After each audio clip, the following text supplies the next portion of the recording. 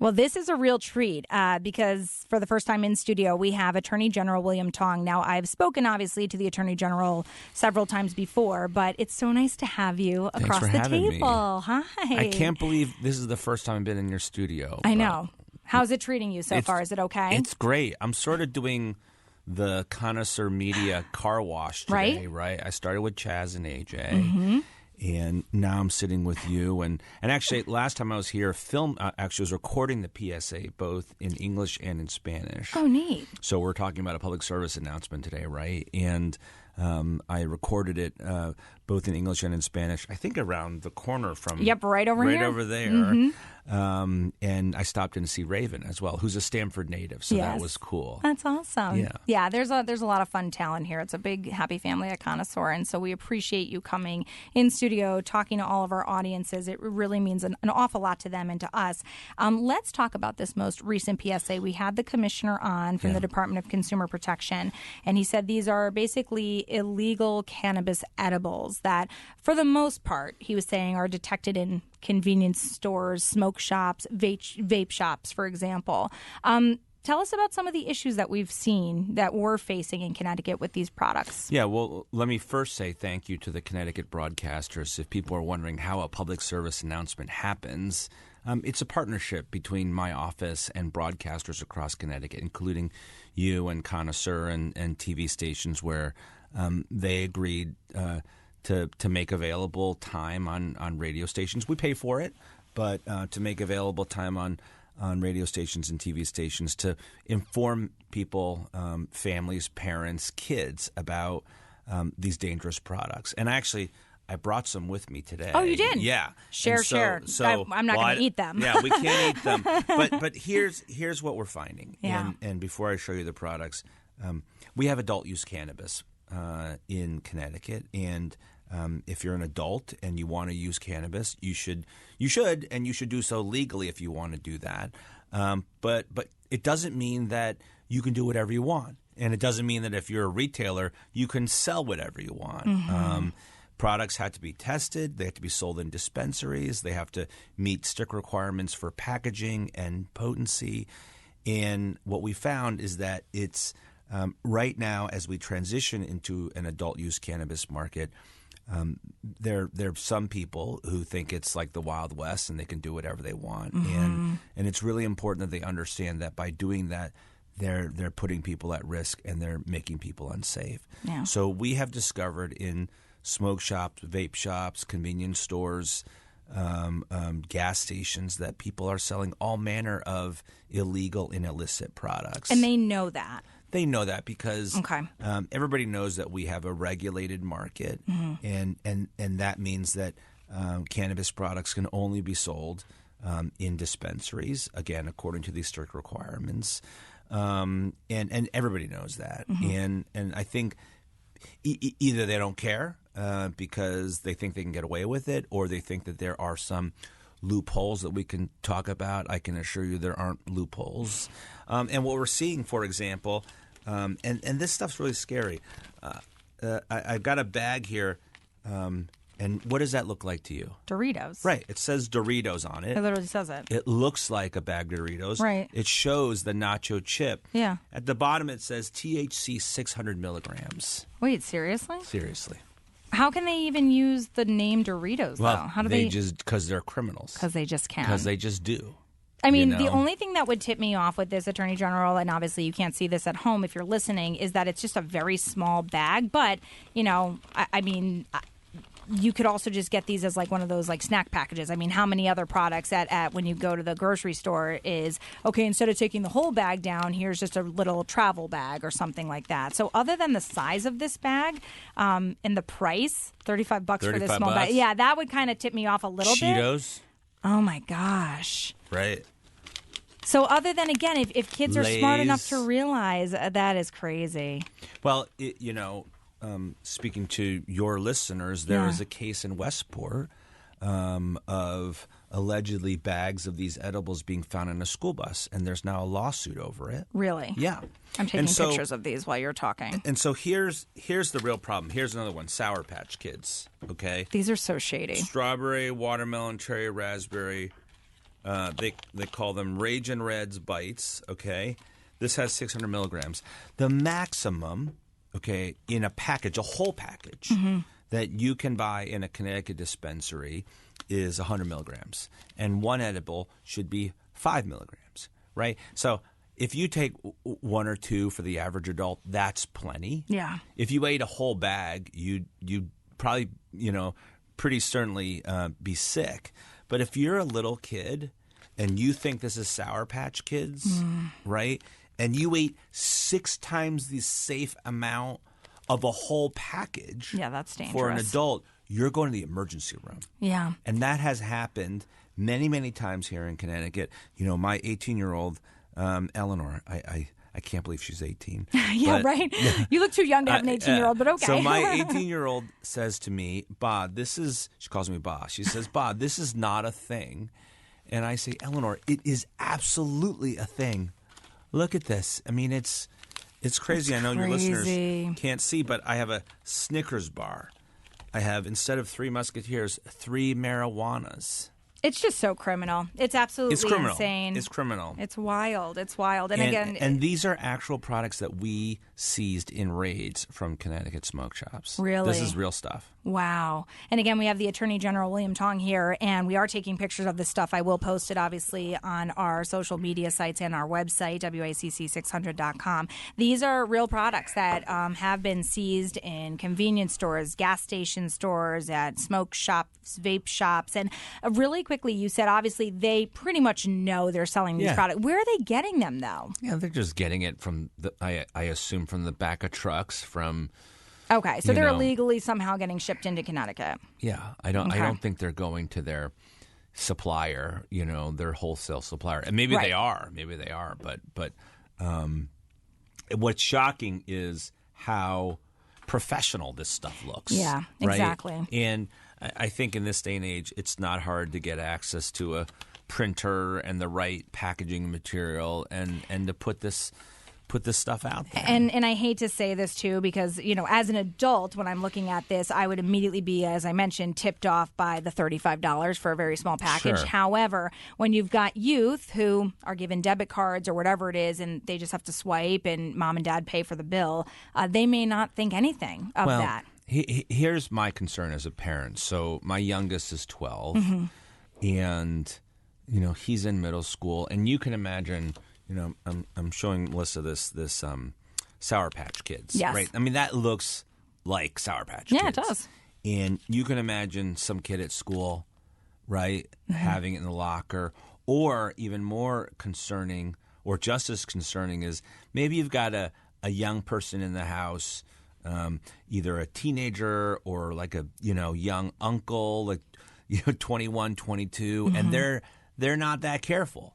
And so they leave this on the kitchen counter. Right. And you're 5-year-old, right? And you walk in the kitchen and you're like, oh, candy, Sour Patch Kids candy. You eat the whole bag. Again, you're going to the hospital. Yeah. Well, and it's interesting that you gave that example, because one of the things that always shocks people, Attorney General William Tong, is that I don't drink coffee. I've never had a cup of coffee in my life. As I take a sip of my coffee. No. So most people have coffee. I work at 3 o'clock in the morning. It actually makes no sense that I've never had coffee in my life. However, I had coffee one time. My mom had a cup of black coffee, and I'm one of 5 kids, so she had it in one of the kids' cups. Too. Oh, there. See, I knew we were connected for more reasons than one. And she put it in one of the kids' cups, and I thought it was Diet Coke. We never had soda in the house, and I was 9. I took a swig of it and threw it up immediately, so I've never had coffee again. But that's exactly what you're talking about. Something that is left on the counter, even if an adult bought it or a young adult, and a kid goes, oh, candy, rips open, all of a sudden, boom. That's a scary thing. And remember, you asked how do they get away with it, and I answered because, criminals will do what they're going to do, right? And they get away with it because they think that they can, and they think they can make money. But this has 600 milligrams of THC. How do I know what's in here? Right. This is untested, unregulated, and I have no idea what's in these products. Yeah. And with all that we're worried about with fentanyl and xylazine and, adulterated products.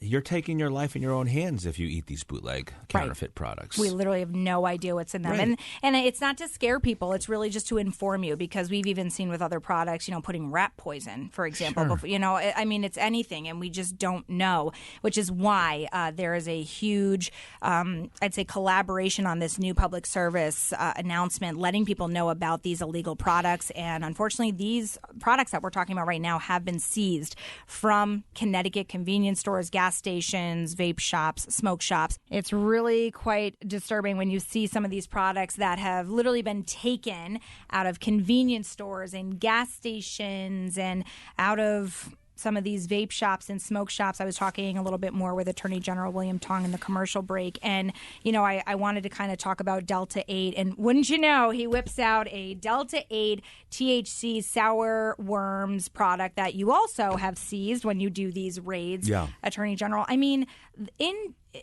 overall, it seems like really they're going to come up with any ways possible to sell these products. And I think the big thing, which is what you're trying to tackle, is making sure parents are having these conversations with their kids and really making sure that, so like the importance of reading labels and making sure that they're not just aimlessly touching stuff, right? I mean, because they're going to keep finding ways to mask these products for whatever reason, which is harming our children. Yeah, and making money. And there's no limit to their ingenuity. They'll figure it out. And so Delta 8 products, you'll see them advertised. And I think for a long time, people thought that Delta products, Delta 8, that's Delta 9, THCO, they go by different names, that there is some loophole. And I've heard many different legal theories, like, Mr. Attorney General, isn't there a federal loophole?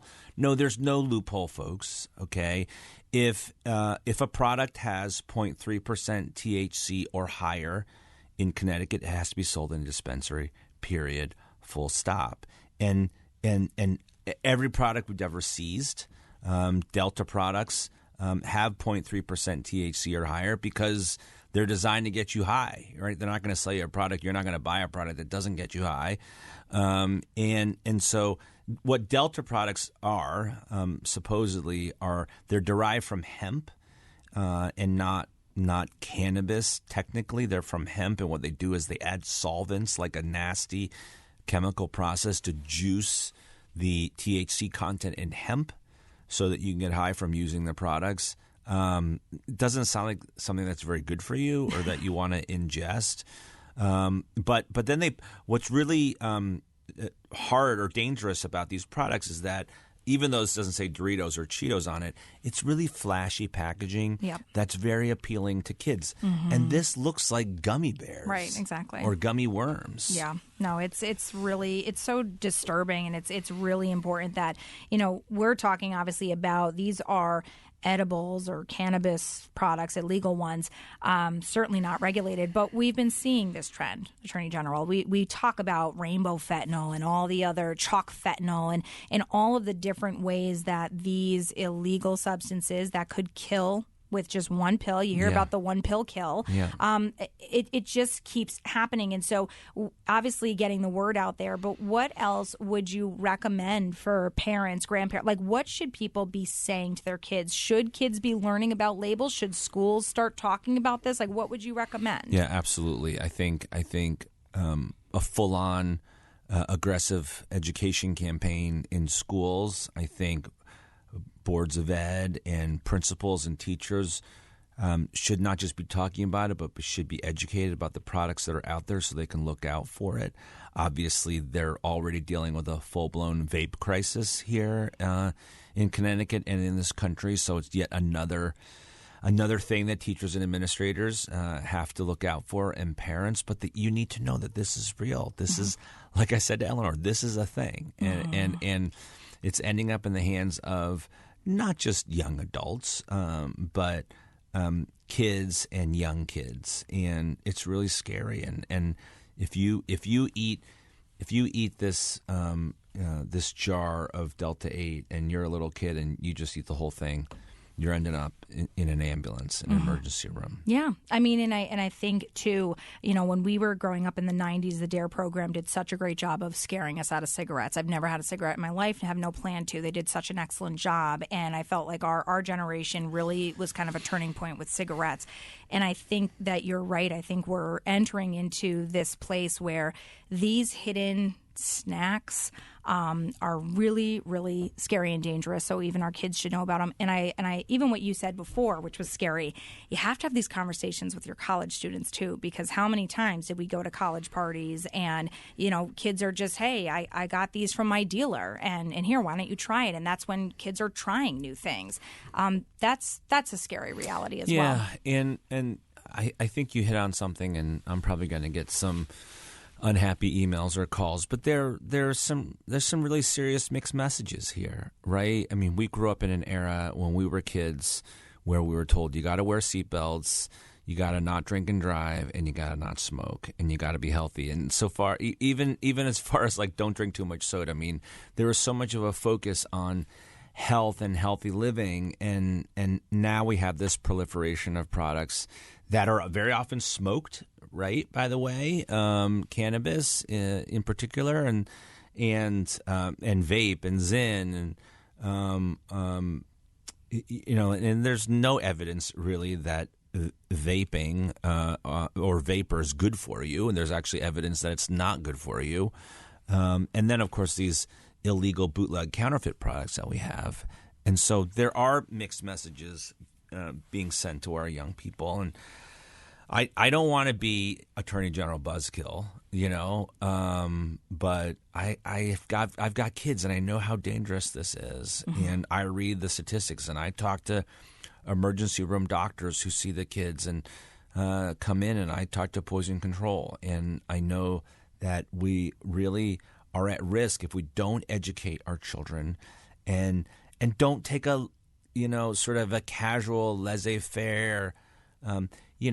I know a lot of 60s, 70s era people who are a little older than us, and what they often say is the stuff people have access to today and that they smoke today is not the same stuff they had access to in the 60s and 70s. And I think there's some real truth to that. And so that's not me trying to make a judgment. It's just me stating a fact that people have to be careful with what they put in their bodies. Mm-hmm. Yeah. And I mean, and we go back to even people who are pro-marijuana, which I know plenty of people who are, and I respect it. And these are adults I'm talking about. But they have even said, if you continue to let these kind of products stay in the market, people are not going to go to regulated shops, shut down the shops. You don't need them anymore. And now you're making it even harder for the people who are doing it legally to get the products and get them clean. So there's a lot that can come out of this PSA. I thank you personally. I don't see you as a buzzkill. As a parent myself, I see this as being very important. You heard it from Melissa. Yeah, exactly. I am not calling you a buzzkill. Okay. I am saying thank you for sounding the alarm and keeping this as a priority. Thank you.